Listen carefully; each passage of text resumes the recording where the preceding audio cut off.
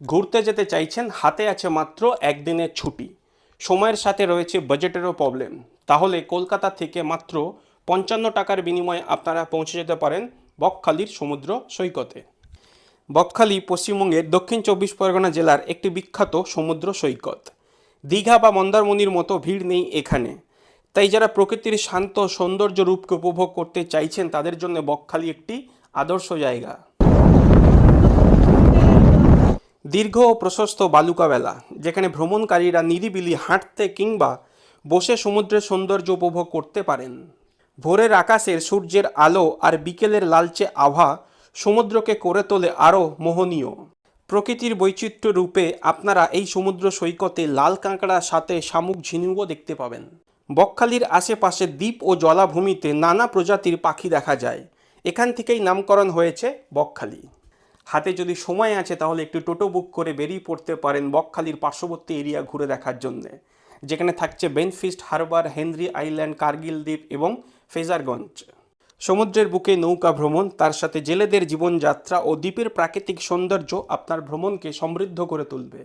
সব মিলিয়ে ভিড় কম হওয়ায় প্রকৃতির সঙ্গে সরাসরি যোগাযোগ সম্ভব।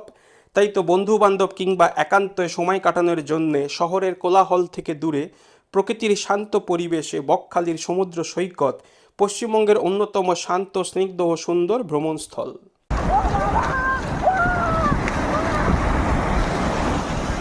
কলকাতা থেকে বকখালির ডিস্টেন্স প্রায় 125 কিলোমিটার, যেখানে পৌঁছাতে আপনার সময় লাগবে প্রায় 3.5 ঘন্টা। সবচেয়ে বেস্ট হয় শিয়ালদা থেকে 7টা 14 নামখানা লোকাল ধরুন, প্রথমে চলে আসুন নামখানাতে। এখানে আপনার টিকিট ভাড়া পড়বে মাত্র 25 টাকা। স্টেশন থেকে বার হলেই আপনারা পেয়ে যাবেন টোটো, বাট আমি সাজেস্ট করবো আপনারা এখান থেকে টোটো না নিয়ে চলে আসুন মেন রোডে। এখানে আপনি টোটো, অটো এবং বাস পেয়ে যাবেন। বাসে আপনার ভাড়া নেবে জনপ্রতি 30 টাকা, অটোতে 40 টাকা এবং টোটোতে 50 টাকা। নামখানা থেকে বকখালির ডিস্টেন্স প্রায় 28 কিলোমিটার। এখানে পৌঁছাতে আপনার সময় লাগবে 45 থেকে 50 মিনিট।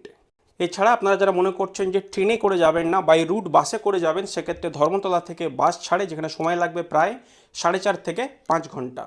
একটি নন এসি বাস রয়েছে, ছাড়ে হচ্ছে সকাল 7টা 25, এখানে টিকিট ভাড়া 102 টাকা। আর রয়েছে দুটি এসি বাস, যেখানে টিকিট ভাড়া 240 টাকা। একটি বাস ছাড়ে হচ্ছে আপনার সকাল 6টায় এবং অপরটি 7টায়। টিকিট আপনারা স্প্ল্যানেড অফলাইন কাউন্টার থেকে কাটতে পারবেন অথবা রেড বাস অ্যাপ্লিকেশন দিয়েও কাটতে পারবেন। আর আপনাদের যাদের নিজস্ব গাড়ি আছে সেক্ষেত্রে আপনারা কলকাতা, ডায়মন্ড হাবড়া, কাকদ্বীপ, নামখানা হয়ে বকখালি পৌঁছতে পারেন, সময় লাগবে 4 থেকে 5 ঘন্টা।